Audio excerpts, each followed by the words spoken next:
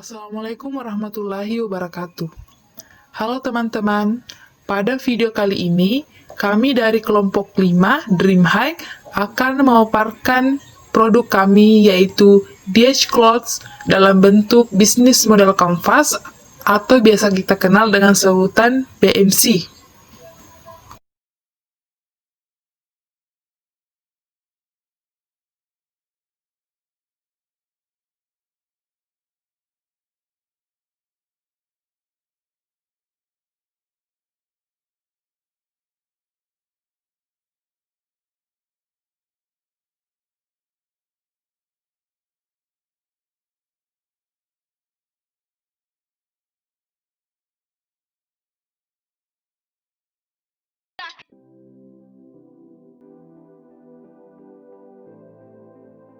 Halo, hari ini saya akan menjelaskan tentang bisnis model kanvas atau biasa kita kenal dengan sebutan BMC.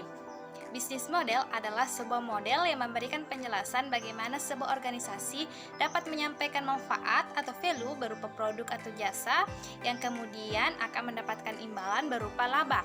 Dalam hal ini adalah uang. Kanvas sendiri adalah sebuah cara yang digunakan bagaimana bisnis model ini dapat kita lihat secara visual. Berdasarkan pendapat tadi, dapat kita simpulkan bahwa bisnis model kanvas atau BMC adalah sebuah alat atau cara yang digunakan untuk melihat gambaran sebuah usaha secara utuh dalam bentuk selembar kertas.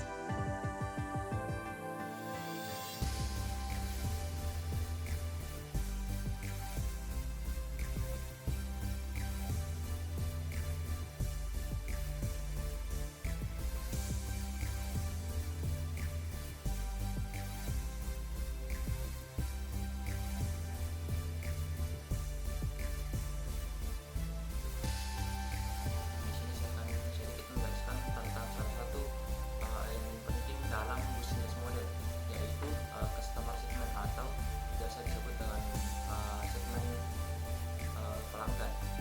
Uh, Perlu kita ketahui bersama bahwa customer segment itu adalah suatu langkah awal dalam membuat sebuah model bisnis. Bagi kita yang berminat untuk membangun sebuah bisnis, penting kita ketahui bersama bahwa apa itu sebenarnya customer segments. Nah, sebelum itu saya akan sedikit menjelaskan tentang pelanggan. Pelanggan adalah inti dari sebuah perusahaan atau sebuah usaha. Perusahaan atau usaha dapat hidup dan berkembang ketika mempunyai pelanggan-pelanggan yang memberikan keuntungan kepada usaha yang kita bangun. Situasi persaingan yang ada dan keterbatasan sumber daya perusahaan membuat kita harus memilih jenis pelanggan yang harus dilayani. Untuk itu langsung saya kepada intinya. Di sini customer segment adalah pihak yang menggunakan jasa atau produk yang berkontribusi dalam memberikan penghasilan kepada usaha yang kita bangun. Selanjutnya, siapakah pelanggan atau customer itu? Di sini sebelumnya kita sepakat dulu bahwa yang dimaksud customer segment di sini belum tentu konsumen atau orang yang membeli. Yang dimaksud dengan customer segment di sini adalah orang yang mengambil keputusan untuk membeli. Dan mengapa seperti itu? Di sini saya akan membuat sedikit gambaran. Ada seorang bapak yang datang ke sebuah toko untuk membeli sebuah popok bayi. Popok bayi tersebut akan digunakan oleh anaknya, dan si bapak ini diminta oleh istrinya untuk membeli popok tersebut. Lalu pertanyaannya, siapakah customer segment dalam sebuah gambaran cerita tersebut? Apakah bayi yang menggunakan popok bayi, bapak yang datang ke toko untuk membeli popok bayi, dan ataukah ibu yang meminta bapak datang ke toko untuk membeli popok bayi? Nah, dari ketiga pernyataan di atas dapat disimpulkan bahwa yang menjadi customer segment di sini adalah ibu yang menyuruh bapak datang ke toko untuk membeli popok bayi. Di sini kenapa hal tersebut terjadi? Karena seorang ibu yang meminta bapak untuk membeli popok bayi untuk dipakai anaknya, maka ketika membuat iklan kita fokus menunjukkan kepada ibu tersebut, bukan kepada bapak, bukan pula kepada anak bayi tersebut.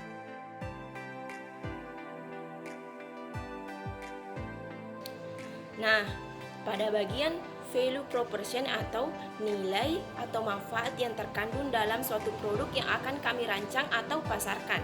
Nah, kami merancang sebuah produk yang bergerak di bidang fashion, yaitu sebuah baju kaos yang bergambar tokoh motivator sebagai salah satu stimulus bagi konsumen untuk mendorong mereka agar kembali semangat untuk mencapai suatu tujuannya. Nah, ketika mereka sedang memakai produk kami, maka dengan secara tidak langsung mereka kembali melihat, mereka kembali membaca kata-kata motivasi atau tokoh motivator yang menjadi motivasi dalam dirinya untuk semangat lagi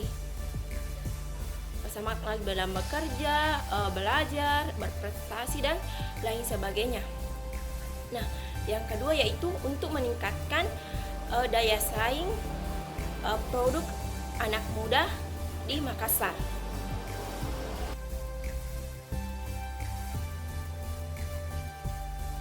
Nah, tadi kan udah jelasin tuh tentang value proposition.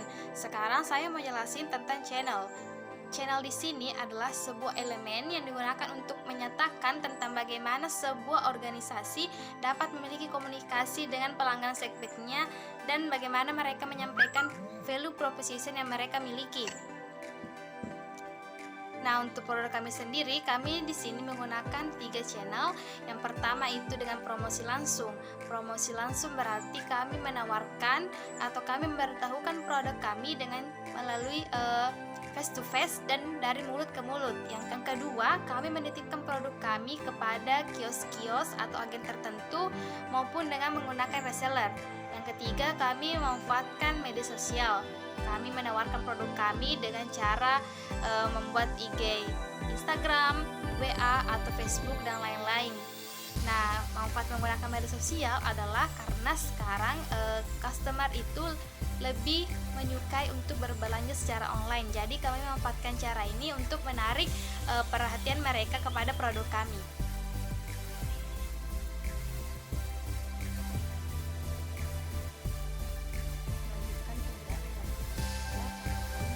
Relationship atau hubungan dengan pelanggan. Dalam mempererat hubungan dengan pelanggan, ada beberapa hal yang kelompok kami lakukan. Yang pertama yaitu pemesanan paling lambat 4-5 hari. Kami juga melakukan sistem COD atau cash on delivery, di mana sistem ini pembayaran dilakukan pada saat pengiriman barang. Jadi customer membayar ketika barang sudah ada di tangan. Nah, selanjutnya itu kami juga melakukan sistem cashback dengan pembelian minimal 2 pieces. Jadi maksud cashback di sini yaitu penawaran di mana pembeli diberikan presentasi pengembalian uang, tetapi dengan syarat pembelian minimal 2 pieces. Nah, selanjutnya kami juga melakukan program giveaway, yaitu pemberian secara gratis dilakukan jika target pembelian sudah tercapai. Nah, yang terakhir itu barang yang sudah dibeli dapat ditukarkan dengan ketentuan. Yang pertama itu barang cacat, misalnya ada kerobekan di baju, dan jika gambar tidak sesuai dengan pesanan yang telah disepakati pada awalnya.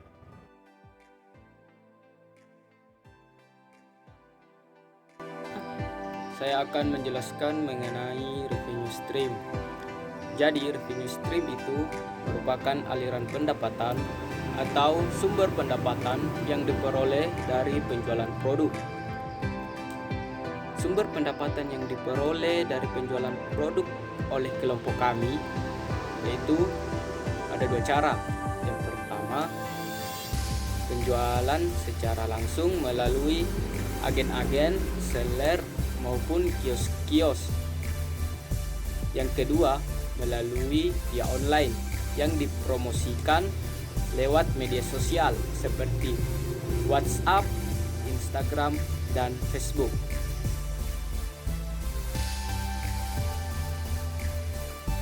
Ada bagian key resource atau sumber yang akan menjadi peralatan kami dalam membuat atau memproduksi produk ini. Yang pertama itu toko pemasok kain. Kami membutuhkan kain kaos yang berasal dari toko pemasok kain. Yang kedua, kami membutuhkan peralatan dalam menjahit yang akan kami sediakan kepada para penjahit yang telah kami ajak untuk bekerja sama. Yang ketiga, kami membutuhkan peralatan dalam mendesain gambar. Yang keempat, kami membutuhkan peralatan dalam pengemasan barang. Key activities merupakan serangkaian kegiatan yang dilakukan oleh organisasi untuk menciptakan produk atau jasa yang dibutuhkan oleh pelanggan. Adapun key activities model kanvas kami yaitu membeli kain langsung dari pemasok kain. Mengapa kain? Karena bahan dasar yang kami gunakan adalah kain. Yang kedua yaitu bekerja sama dengan pelukis sketsa.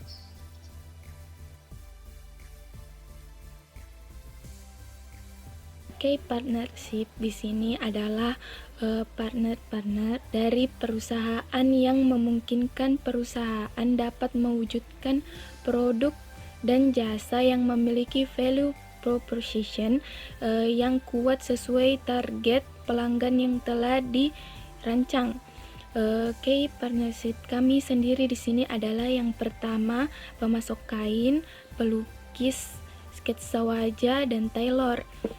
Dengan membangun key partnership, maka yang pertama akan mendapatkan barang yang berkualitas, yang kedua mempercepat masuk pasar, dan yang ketiga membagi risiko kepada perusahaan yang lain.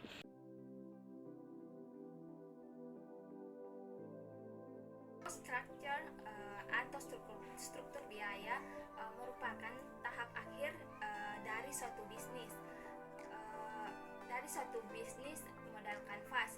Hal ini dikarenakan karena setiap bisnis itu pasti membutuhkan biaya, mempunyai beberapa pengeluaran seperti spanduk atau banner. Spanduk atau banner ini dilakukan agar customer dapat mengetahui apa yang kita. Yang kedua, pembelian bahan baku. Contohnya itu seperti baju, yaitu pembelian packaging produk. Yang keempat yaitu biaya yang kami keluarkan tergantung harga kain yang kami beli. Yang kelima yaitu proses pengolahan produk, dan yang pengeluaran yang kita keluarkan itu yang terakhir yaitu pengeluaran biaya marketing. Terima kasih.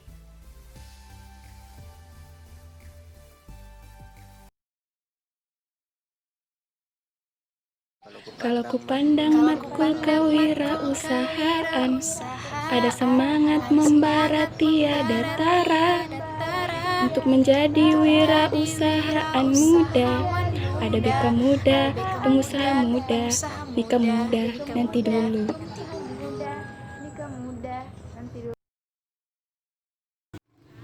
Kami kelompok 5, Dream High namanya, jurusan BK di FIP UNM, siap untuk belajar, berwirausaha, untuk meraih masa depan.